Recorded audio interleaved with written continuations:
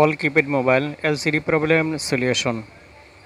বন্ধুগণ, আমার হাতে যে সেটটি দেখতে পাচ্ছেন এটি একটি ওয়ালটনের কিপ্যাড মোবাইল। দেখতে পাচ্ছেন এলসিডি যে কালার আছে এলোমেলো, সাদা কালো এবং অন্য রং মিলে এলোমেলো হয়ে আছে। বন্ধুগণ, আজকে সকালে একজন কাস্টমার আমার কাছে এই সেটটি দিয়ে বলেন, ভাইজান ডিসপ্লে আছে, ডিসপ্লে চেঞ্জ করে দিবেন। বন্ধুগণ, আমি কাস্টমারকে বললাম যে ভাই আপনার ডিসপ্লে নাও লাগতে পারে, তবে আমাকে একটু খুলে দেখার মতো সুযোগ করে দেন। আচ্ছা ঠিক আছে, আপনি দেখেন। তো বন্ধুগণ, এই যে দেখেন আমি সেটটি অফ করতে চেষ্টা করলাম, অফ হয়েছে, আবার চালু হয়েছে, কিন্তু চালু হওয়ার পর আগের মতো যে এলোমেলো রং সেই রং নাই, কিন্তু সাদা, হ্যাঁ, আস্তে আস্তে মিক্স হয়ে যায়, অর্থাৎ সাদা কালা এবং অন্য রং সহ। তো বন্ধুগণ, এমন সমস্যা হলেই যে ডিসপ্লে লাগবে বিষয়টি এমন নাও হতে পারে, মাদারবোর্ড থেকে সমস্যা হতে পারে, অথবা ডিসপ্লেও ঠিক করা যেতে পারে।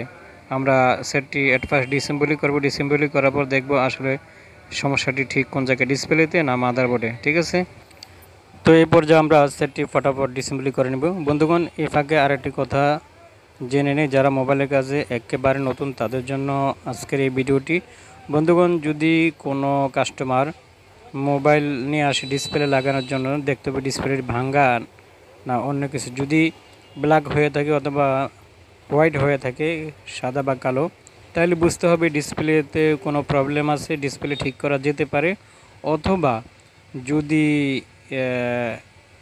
অন্য ডিসপ্লে লাগাইলেও একই অবস্থা হয়, তাহলে কিন্তু বুঝতে হবে যে ডিসপ্লেতে সমস্যা না, ডিসপ্লের যে লাইন আছে, জাম্পার আছে, সেখানে সমস্যা। অথবা ডিসপ্লের যেখান থেকে সাপ্লাই হয়, অর্থাৎ মেন যে সিপিইউ আইসি, সেখানে সমস্যা হতে পারে।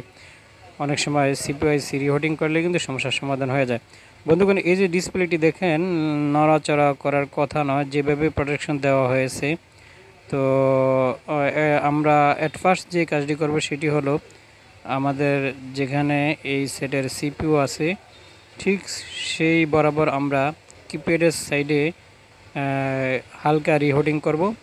তো রিহোটিং করার পর দেখব যে ডিসপ্লে আসে কিনা। তো সেজন্য আমাদেরকে অ্যাট ফার্স্ট যে কাজটি করতে হবে সেটি হলো,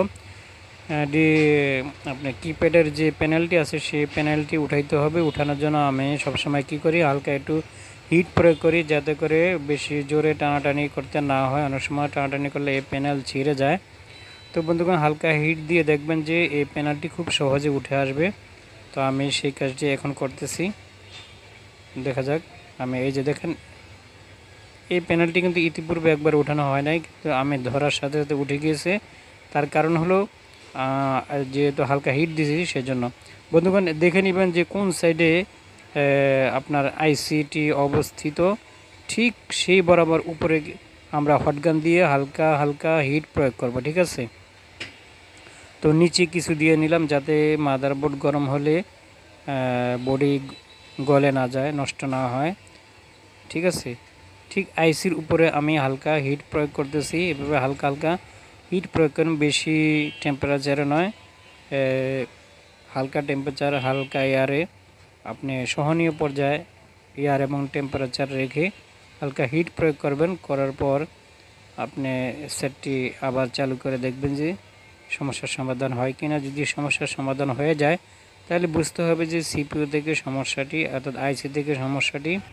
তো বন্ধুগণ, এই হিট আমরা কয়েকটি ধাপে দিব, কিছুক্ষণ রেস্ট নিয়ে আবার দিব। ঠিক আছে, অন্তত 2 থেকে 3 বার এইভাবে আস্তে আস্তে হিট প্রয়োগ করব। এত জোরে হিট প্রয়োগ করব না যাতে করে সিপিইউর আইসি গলে যায়, মাদারবোর্ড নষ্ট হয়ে যায়। ঠিক আছে, টেম্পারেচার বেশি একটা রাখবো না, এয়ার রাখবো 2, 3, আর টেম্পারেচার 50-তে রাখবো। ঠিক আছে, এবার আমি চেক করে দেখব সমস্যার সমাধান হয় কিনা। সেজন্য আমি একটু মাদারবোর্ডটি তার জায়গা মতো বসিয়ে নিচ্ছি, তারপরে ব্যাটারি কানেক্ট করে চালু করে দেখব ডিসপ্লে আসে কিনা। বন্ধুগণ, যদি ডিসপ্লে এসে পড়ে তাহলে বুঝবো যে সমস্যাটি মূলত সিপিইউ থেকে। তো যদি এমনটি হয়, আপনি কিছুক্ষণ রেখে ঠান্ডা করে দিবেন। যদি ডিসপ্লে ঠিক থাকে তাহলে বুঝিয়ে দিয়ে দেবেন, আর যদি ডিসপ্লে আবার চলে যায় তাহলে সিপিইউ রিবিলিং করতে হবে, অথবা খুলে রিহোটিং করতে হবে। আমি এবার চালু করে দেখব। ডিসপ্লে আসে কিনা। ঠিক আছে,